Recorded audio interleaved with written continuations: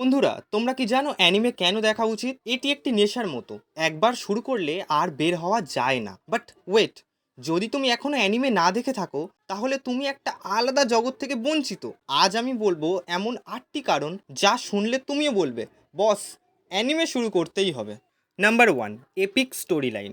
গল্প মানেই দম বন্ধ করা টুইস্ট। কিছু কিছু অ্যানিমের গল্প এতটাই ব্রেন এক্সপ্লোডিং হয়ে থাকে যে একবার শুরু করলে আর বন্ধ করতে পারবে না। যেমন অ্যাটাক অন টাইটান, তুমি বিশ্বাস করতে পারবে না এখানে কি কি হচ্ছে।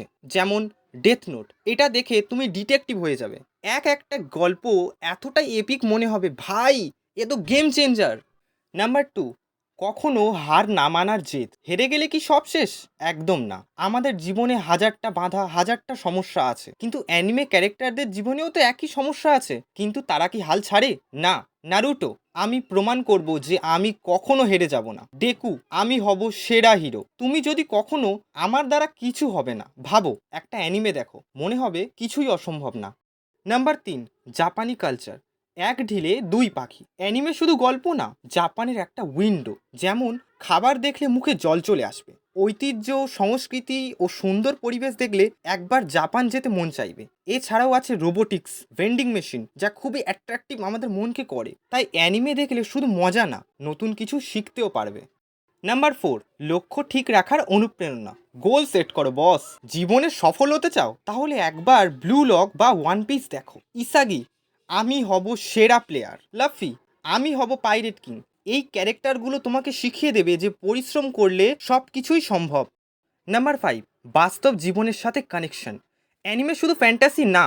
সবাই ভাবে অ্যানিমে মানেই ফ্যান্টাসি, কিন্তু ব্যাপারটা একদম উল্টো। যেমন I want to it your pancreas, এটা এতটাই ইমোশনাল, এতটাই হার্ড ফিলিংস যা তোমার হৃদয় ছুঁয়ে যাবে। আবার যেমন এ সাইলেন্ট ভয়েস, এতে মানসিক সমস্যা, বুলিং, বন্ধুত্ব এমনভাবেই দেখানো হয়েছে যা তোমার দেখে মনে হবে, ভাই এ তো পুরো আমার নিজের গল্প। Number 6, emotional connection. হৃদয় ছুঁয়ে যাবে। কিছু কিছু এমন অ্যানিমে আছে যা দেখে হার্ড হিটিং ইমোশনাল ফিল হবে। যেমন ইয়োর লাই ইন এপ্রিল, এটা দেখার পর একবার কাঁদবে, বারবার কাঁদবে, ইভেন আমিও কেঁদেছিলাম। নেক্সট, ইয়োর নেম, পুরো হৃদয়ের গভীরে গিয়ে লাগবে এই অ্যানিমেটা। এই গল্পগুলো তোমাকে কাঁদাবে, হাসাবে, মনের মাঝে একটা জায়গা করে নেবে। নাম্বার 7, সব বয়সের জন্য উপযোগী। ছোট বড় সবাই দেখতে পারে। অ্যানিমে শুধু বাচ্চাদের, এটা একটা ভয়ানক ভুল ধারণা। যেমন ডোরেমন, পোকেমন বাচ্চাদের জন্য, নারুটো, ওয়ান পিস টিনেজারদের জন্য, এওটি, মনস্টার অ্যাডাল্টদের জন্য। অর্থাৎ যে কেউ যে কোনো বয়সে অ্যানিমে উপভোগ করতে পারে। Number 8, unique concept. অ্যানিমের প্রতিটা গল্প খুবই ইউনিক হয়। কোনো গল্প একে অপরকে কপি করে না, যেটা আমাদের সিনেমা জগতে হয়ে থাকে, যাকে আমরা রিমেক স্টোরি বলি। কিন্তু অ্যানিমে মানেই একদম আলাদা কনসেপ্ট, অর্থাৎ অন্যরকম কিছু, সবসময় অন্যরকম একটা গল্প নিয়ে আসে। এখন তুমি বুঝতে পারলে শিওর যে অ্যানিমে শুধু কার্টুন না, এটি হলো একটা লাইফস্টাইল। তাহলে তুমি কি অ্যানিমে শুরু করতে যাচ্ছ? যদি করে থাকো, তাহলে প্রথম কোন অ্যানিমেটি দেখবে কমেন্টে লিখে জানাও। আর যদি এই ভিডিওটি ভালো লেগে থাকে, তাহলে লাইক, শেয়ার এবং চ্যানেলটিকে সাবস্ক্রাইব অবশ্যই করে দেবেন।